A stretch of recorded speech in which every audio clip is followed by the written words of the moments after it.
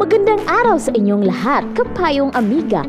Today, we'll dive into the exciting world of the Philippine stock market. Whether you're a beginner investor or just curious about how the stock market works in the Philippines, this video will give you a comprehensive overview. Ano ang Philippine stock market? Ang Philippine stock market ay isang lugar kung saan ang mga stocks o shares ng mga kumpanya ay binibenta at binibili.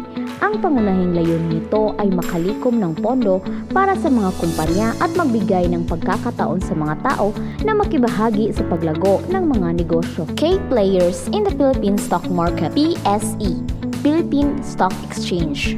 Ang PSE ang pangunahing organisasyon na nag-aayos ng palitan ng mga stocks sa bansa. May dalawang trading floors ang PSE, isa sa Bonifacio Global City at isa sa Ortigas. Investors and traders. Ang mga investors ay karaniwang bumibili ng stocks para sa pangmatagalang layunin. Samantala, ang mga traders naman ay bumibili at nagbebenta ng stocks sa mas maikling panahon para kumita mula sa price fluctuations. Listed companies. Ito ang kumpanyang naglista ng kanilang shares sa PSE upang makalikom ng kapital. Kasama rito ang mga malalaking kumpanya gaya ng SM, Ayala Corporation at Jollibee Food Corporations. How does the stock market work? Ganito ang proseso. Kapag bumili ka ng shares ng isang kumpanya, nagiging shareholder ka nito. Ang presyo ng stocks ay nagbabago depende sa supply and demand sa market, pati na rin sa performance ng kumpanya at economic factors. Types of stocks. Common stocks. Ito ang pinakakaraniwang klase ng stocks kung saan ang mga shareholders ay may karapatang bumoto sa mga corporate decisions. Preferred stocks. Bagamat wala kang voting rights, ang mga preferred stocks ay nagbibigay ng fixed dividend payments. Paano magsimula? Number 1. Magbukas ng account sa stockbroker. Una, kailangan mong mag-open ng account sa isang accredited stockbroker tulad ng COL Financial, BPI Trade o First Metro Securities. Number 2. Magdeposito ng puhunan. Depende sa broker, may minimum deposit na kinakailangan. Karaniwang ay nasa 5,000 pesos hanggang 25,000 pesos. Number 3. Piliin ang mga stocks na bibilhin. Mahalagang mag-research bago mamuhunan. Hanapin ang mga kumpanyang may solidong performance at growth potential.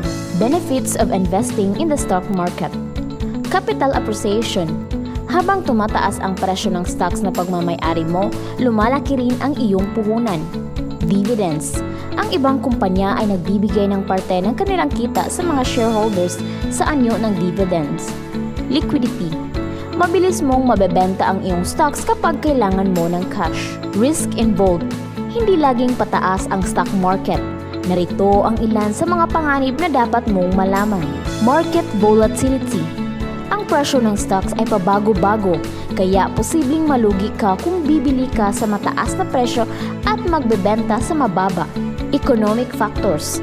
Ang inflation, interest rates, at political instability ay maaaring makaapekto sa market performance.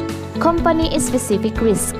Kung ang kumpanyang pinag-investan mo ay hindi maganda ang performance, posibleng bumagsak ang presyo ng kanilang stocks. Para mapadali ang inyong journey sa stock investing, gamitin ang mga sumusunod na tools. PSE Edge. Ang PSE Edge ay ang official market information site ng Philippine Stock Exchange. Makikita mo dito ang mga financial reports at disclosures ng mga kumpanya. Stock trading apps. Mga mobile apps tulad ng MyTrade at First Metro Securities na nagbibigay ng real-time update sa stock prices. Tips for beginners. Number 1. Mag-invest ng kaya mong puhunanin. Huwag isugal ang perang kailangan mo para sa mga pang-araw-araw na gastusin. Number 2. Diversify your portfolio. Huwag ilagay lahat ng iyong pera sa iisang stock. Mag-invest sa iba't ibang sektor para mabawasan ang panganib. Number 3. Long-term perspective. Huwag mataranta sa mga short-term fluctuations. Mag-focus sa long-term growth. Ang stock market ay isa sa mga pinakamabisang paraan upang palaguin ang iyong pera. Bagamat may kaakibat na panganib, sa tamang kaalaman at disiplina, makakamit mo ang iyong financial goals. Salamat sa panunood. Huwag kalimutang mag-subscribe para sa ibang financial tips. Kung nagustuhan nyo ang video na ito, please like and share. Kung may mga tanong kayo tungkol sa Philippine Stock Market, i-comment lang sa baba. Happy investing mga kapayong amiga!